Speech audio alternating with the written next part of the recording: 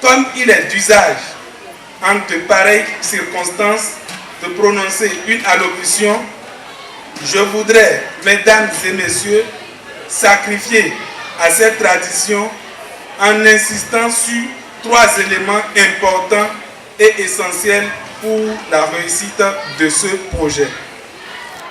Le premier, relatif à la mise en place du PAJOS par l'ONG Avenir d'Afrique, se situe à un moment charnière qui marque au niveau sectoriel l'opérationnalisation du plan stratégique d'information et d'orientation scolaire et professionnelle du ministère des enseignements secondaires, techniques et de la formation professionnelle au Bénin. Mettre un accent particulier sur les dispositions de l'article 55 de la loi numéro 2003 du 11 novembre 2003, modifiée par la loi numéro 2005-33 du 6 octobre 2005 portant orientation de l'éducation nationale en République du Bénin. Nous ne voulons pas faire croire que seuls nous pouvons bâtir ce chantier et nous n'en avons d'ailleurs pas la prétention. C'est pour cette raison que nous invitons tous les acteurs qui interviennent dans ce domaine de se joindre à nous pour rendre effectif ce droit de la deuxième génération. Le ministre me charge de vous dire que votre projet contribue largement à l'atteinte de l'objectif numéro 4 du développement durable. Et s'il m'était demandé de rappeler cet objectif, je dirais qu'il consiste à assurer à tous une éducation équitable, inclusive et de qualité, et des possibilités d'apprentissage tout au long de la vie. Dès que votre activité rentre dans ce chantier du gouvernement qui met la formation professionnelle comme un des leviers essentiels pour régler la question de l'employabilité et du chômage au Bénin. Votre projet et vos ambitions sont nobles. C'est pour ça que, au nom du gouvernement de la République et au nom du ministre des Enseignements secondaires, techniques et de la formation professionnelle, j'exprime à vous-même, aux acteurs à divers niveaux de l'ONG et à la coopération suisse ici représentée, ma profonde gratitude pour l'appréciable appui que vous apportez au système éducatif béninois et à la jeunesse béninoise tout entière. Dans leur grande majorité, ne savent pas quoi faire après le baccalauréat ou vers quelle formation professionnelle s'orienter, dont le but sera d'aiguiser, de structurer les données afférentes à leur personnalité respective. Ainsi, on va d'abord aborder l'enseignement général en tant qu'échec de notre système éducatif. Ensuite, nous allons parler de l'enseignement technique et professionnel comme le choix de l'avenir. Vous voyez? Et enfin, je vais vous présenter un peu l'utilisation du guide. C'est bon? D'accord. Quand nous prenons l'enseignement général, c'est cet aspect de notre système éducatif-là qui nous transmet des connaissances d'ordre général, c'est-à-dire des connaissances qui ne sont pas liées à un métier ou à une profession donnée. Vous voyez? Donc, quand nous avons le CEP, on nous dit qu'il faut aller faire le BEPC. Après le BEPC, qu'est-ce que vous pouvez faire? Après le BEPC, vous avez quelles compétences pratiques pour faire quelque chose? Rien. Après le BEPC, on vous dit qu'il faut aller au bac. Toujours enseignement général. Vous choisissez les séries, vous dites je suis littéraire. Vous êtes capable de faire quoi avec un bac littéraire? Rien du tout. Vous dites je suis scientifique. Être scientifique avec un bac série D, bac série C, est-ce un métier? Non, vous n'êtes capable de rien faire. Donc c'est pour ça que l'ONG Avenir d'Afrique est venue est venu, vous sensibiliser pour vous orienter vers les formations techniques et professionnelles, gage d'un avenir meilleur. C'est quoi la formation technique et professionnelle? La formation technique...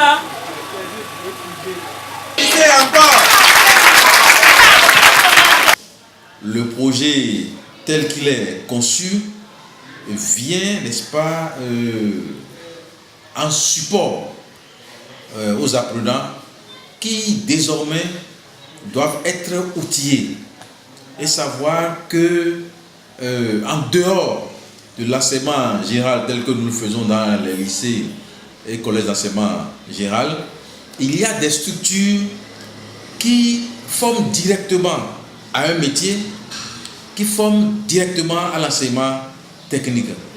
C'est une très bonne chose, c'est un projet très louable et c'est un projet qu'on doit encourager. L'ONG Avenir d'Afrique pour cette initiative louable qui est intervenue dans nos collèges, notamment le CEG1 à l'ADA, et à tout seigneur, tout honneur.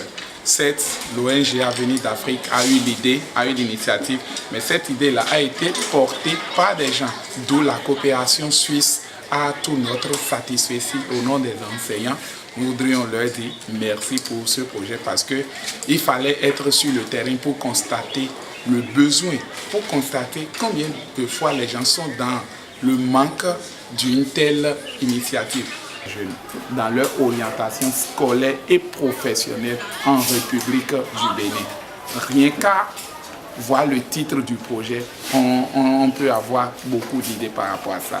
Vous savez, nous on a commis cette erreur déjà, juste après le bac, étant laissé à notre sort, ou bien on est avec des amis qui disent que moi je vais en linguistique, l'autre là dit que bon moi je vais m'inscrire en lettres modernes, moi je vais en sciences juridiques, et comme ça là de façon sans aucune base sur nous nous inscrivons, nous nous orientons, et aujourd'hui nous subissons, nous sommes les victimes de cette situation séculaire qui a régné pendant des années. Ils sont en première, ceux qui sont en terminale, ils savent déjà que après le bac, je veux m'orienter dans tel secteur. Et déjà dans la classe, ils affûtent déjà les âmes. Ils cherchent déjà les ressources pour pouvoir dominer cette orientation-là et s'affirmer dans cette filière ou bien dans cette branche qu'ils auraient choisie. Je souhaiterais que mes camarades fassent un bon usage des guides qu'on nous a distribués afin que l'année prochaine, on ressente une affluence des élèves, surtout des filles dans les lycées. Nous avons été très ravis de l'arrivée de l'ONG Avenir d'Afrique au CG2 Canada. Nous nous sommes dit, voilà une initiative à soutenir, une initiative qu'il fallait accompagner parce que ils ont choisi les collèges d'enseignement secondaire qui, pour la plupart du temps, forment en réalité pour la formation des apprenants sans profit. Je vais dire par là que la plupart de nos enfants, après le BPC, ne savent pas exactement ce pourquoi ils vont à l'école, ce qui leur serait destiné à l'avenir.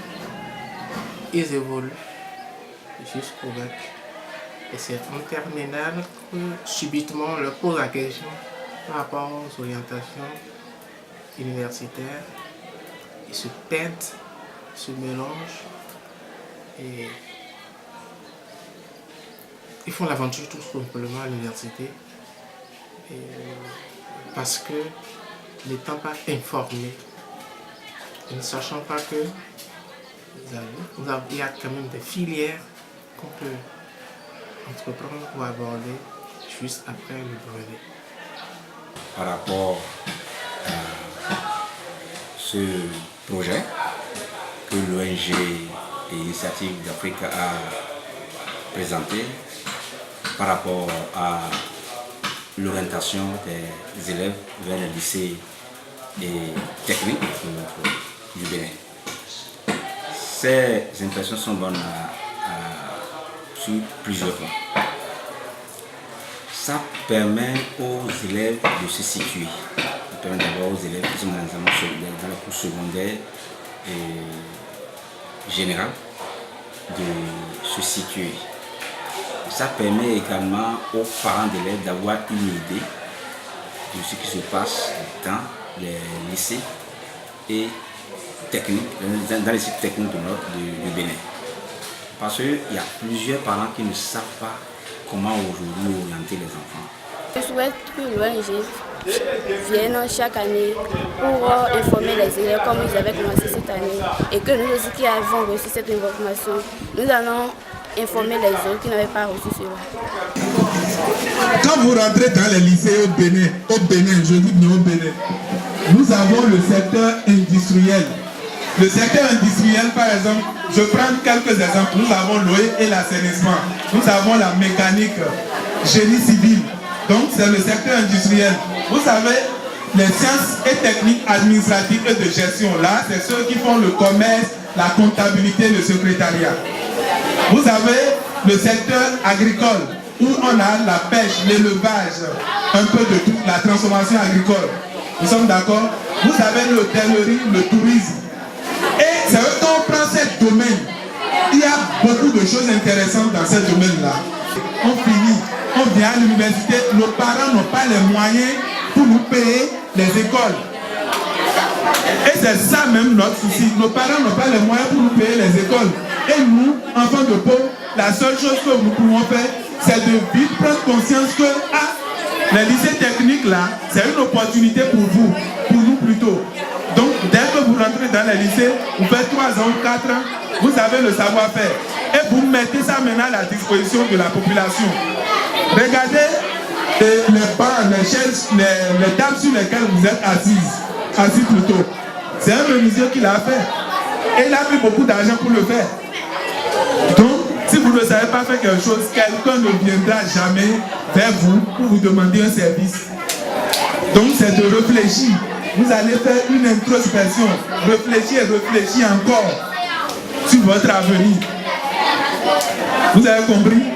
Donc, si vous avez n'importe quelle question, même si on quitte ici aujourd'hui, vous pouvez nous appeler et nous poser n'importe quel problème que vous avez par rapport à ce document et par rapport à l'initiative. Si vous avez des questions, nous on est ouvert à toutes vos questions. Et n'ayez pas honte de poser des questions. C'est ça qui va nous permettre de savoir ce que nous faisons là, ce que nous faisons plutôt si c'est bon ou si c'est pas bon.